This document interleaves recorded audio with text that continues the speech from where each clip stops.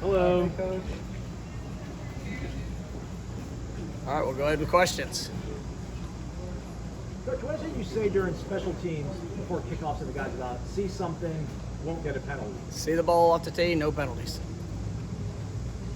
Has it been pretty consistent? Has it worked over the years for you? Yes, sir. We always want to make sure that we're alert for any surprise onside. Getting a great track to where the ball is being kicked to, and then we never want to get any penalties on special teams, but just continue to emphasize that. It's one of the most critical negatives that you could have on a return unit. That was something last year I thought we did a really nice job on. As we did not have any penalties on our kickoff return, and so that's something we got to continue with in that unit. But it's just a reminder as we take the field. When you start game planning, you're putting in the game plan, how much of it is putting in things you feel like you guys do well, and how much of it is your weaknesses? Well, I mean, for game one, it's just you have to do what you do well, and that's one of the things that's been nice of having a spring ball, having a full fall camp is we have a much better sense of what and who this team is. Some of it's going to change though. I mean, as you get out there and who's going to show up at a high level whenever the lights are on. I mean, but we try to put ourselves in the best position with the information that we have coming into game one. If there's thoughts or if we feel like we can gain an advantage through a scheme or maybe something that we've seen on film, great. But in game one, we're playing a new coordinator. There's new personnel. I mean, most people are going to play to the strengths of what they do rather than just the scheme of what they try to implement. So there's still a lot of unknowns that will show up, and you got to adapt and adjust in the first one.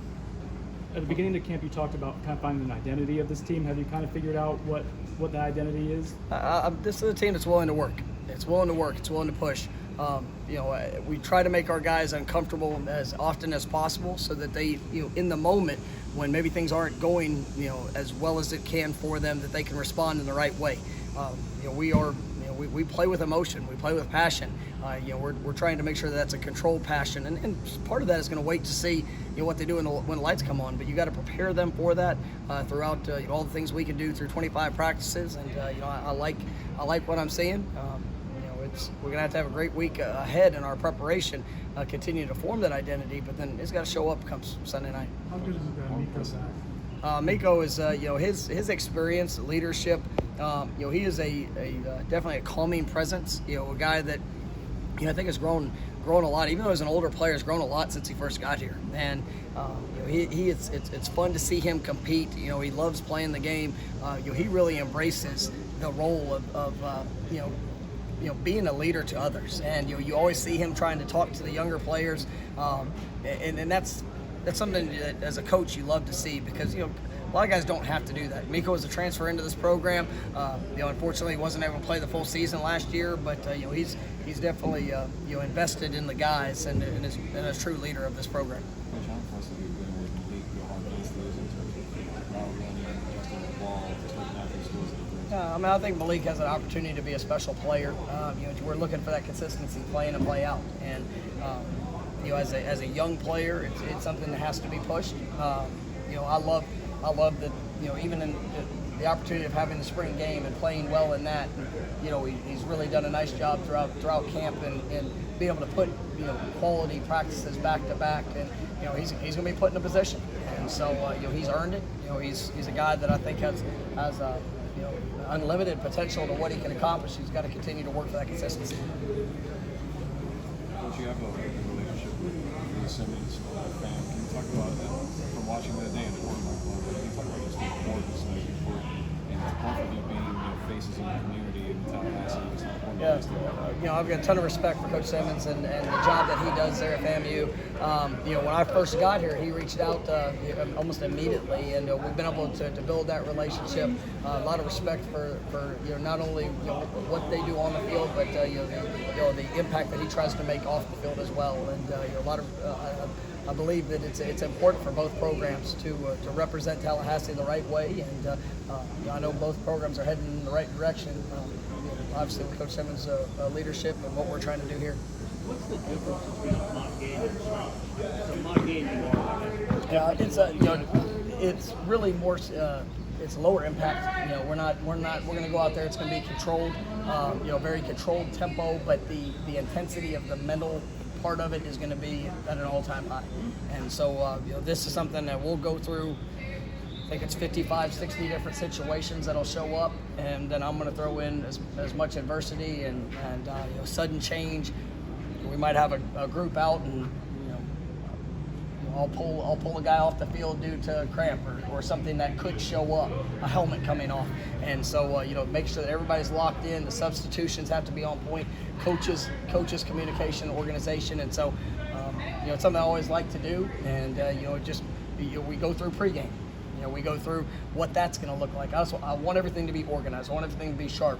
You know, because if you can go out and have a great sense of what you're doing, it just builds in the confidence when we show up Sunday night of what it needs to look like. And the coaches are in the box too? It's just like a game. Okay.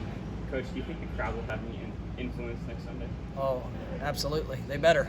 And you know, to say excited would be probably the biggest understatement of my life for what I'm looking forward to, running out of that tunnel and seeing a packed house here at Doak Campbell. And you know, our fans have been ready for this.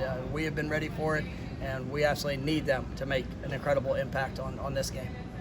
How much the changes in the offensive game, especially at the college level, how much pressure is that put on linebackers compared to, you used to think of the guys who would come downhill, but now it seems like there's a lot more responsibility. Yeah, I mean, you know, you create space, and that's something that offenses are trying to create it, defenses are trying to restrict it, but you know, being able to try to force guys to play in space at the linebacker position is something that's, you know, really, you know, changed a lot over the last you know, probably 10 to 12 years. It's funny, I had Coach Andrews out at practice, you know, I guess it was last week, and that was the conversation, you know, talking about the one-back run game of the evolution of that, and just forcing you know, defenses have to spread sideline to sideline, and you know, just some of the challenges that presents. And so you know, it's and that's, you know, you look at our defense and what we're trying to get to is just as athletic and as much speed as we can at those positions, and then with the mentality to come downhill and be able to knock people back. And so you know, I like what I'm seeing. You know, we've had a couple position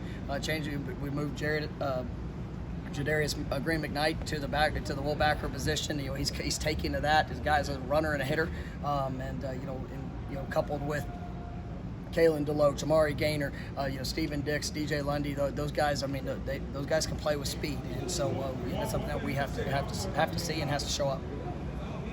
How important in your 7-on-7 is it to give the quarterbacks the opportunity to make sure they kind of stay in the pocket and stay committed to looking at things downfield and translate? Well, actually, we kind of mix it both. I mean, both. I mean, there's times I want them to flush. I mean, we try to add a distraction in every 7-on-7.